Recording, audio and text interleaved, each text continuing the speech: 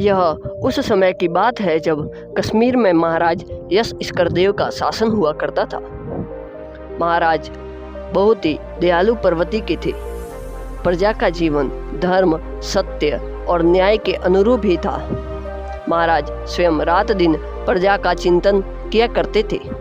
एक दिन वे सायकाल संध्या वंदन समाप्त करके भोजन के लिए ही जा रहे थे कि द्वारपाल ने उन्हें सूचना दी कि उनके राजद्वार पर एक ब्राह्मण आमरण अनशन करने जा रहा है। महाराज ने भोजन का कार्यक्रम स्थगित कर दिया। वे बाहर आ गए। उन्होंने ब्राह्मण को दुखी देखा तो उनका हृदय करुणा से द्रवित हो उठा।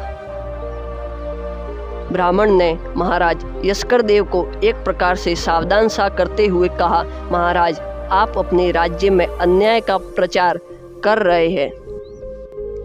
प्रजा का मन अधर्म में सुख मान रहा है। यदि आप ठीक तरह न्याय नहीं करते तो राजद्वार ब्राह्मण का समाधि स्थल बन जाएगा। ब्राह्मण देवता, मैं आपके कथन का आशय नहीं समझ पाया हूँ। मुझे अपने न्याय विधान पर भरोसा है। आप जो कुछ कहना चाहते हैं वह कह डालिए। संकोच मत कीजिए। कहीं ऐसा तो नहीं कि राजद्वार पर द्वारपाल के कहने से कि मुझसे कल भेंट हो सकती है कि आपने प्राण त्याग का निश्चय कर लिया है। नहीं महाराज, मैं विदेश जाकर धन अर्जित करता रहा था।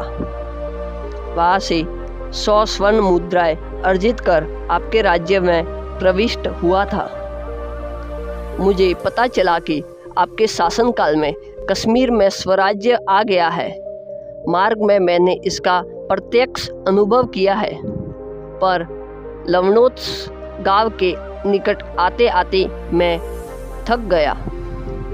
रात में मैं एक रमणीय उद्यान में एक वृक्ष के नीचे शयन करने लगा। देवयोग से मेरे शयन स्थल के निकट घास से आच्छादित एक कूप था जिसका मुझे पता नहीं था। उसमें मेरी स्वर्ण मुद्राओं की गठरी गिर गई।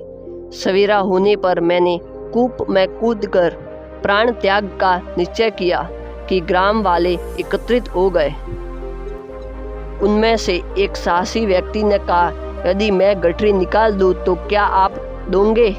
मैंने कहा, उस धन पर मेरा अधिकार ही क्या रह गया है। तुमको जो ठीक लगे वह मुझे दे देना। उसने गठरी निकाल ली और मुझे केवल 2 मुद्राएं दी। मैंने इस पर आपत्ति की तो उसने कहा कि महाराज यशस्करदेव ने राज्य में व्यवहार मनुष्य के वचन पर चलते हैं। सरलता के कारण इस औपचारिक वचन के कथन से मेरे धन उसे हड़प लिया। इसका उत्तरदायित्व आप पर है। अन्याय युक्त व्यवहार राज्य में आपके नाम पर होता है। यह सब सुन महाराज ने कहा कि इसका निर्णय कल किया जाएगा। जो ब्राह्मण को साथ लेकर वे भोजन करने चल दिए।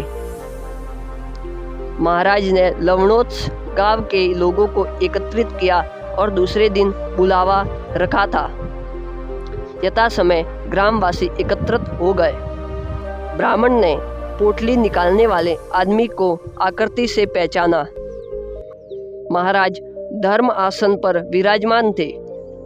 महाराज ने पोटली निकालते वाले घटना का विवरण पूछा तो वह बोला, महाराज, ब्राह्मण ने जो कुछ भी कहा है वह अक्षरशः सत्य है। मैंने भी सत्य का पालन किया है, वचन के अनुरूप आचरण किया है। महाराज, पोटली निकालने वाले ने यशस्करदेव को सत्य की स्वीकृति से विस्मित कर दिया था। वे गंभीर होकर सोचने लगे। 98 मुद्राएं ब्राह्मण को दी जाए और 2 मुद्राएं पोटली निकालने वाले की है। महाराज के इस निर्णय से सारी जनता प्रसन्न हुई। लोग शंकित भी हो उठे। महाराज ने समझाते हुए कहा, ब्राह्मण ने यह नहीं कहा था कि जो देते हो वह दो। उन्होंने कहा था कि जो ठीक लगे वह दो। पोटली निकालने वाले को अपने लिए 98 मुद्रा ठीक लगी, लेकिन ठीक मुद्राओं पर ब्राह्मण का हक है। महाराज के जयनाद से सभा भवन गूंज उठा।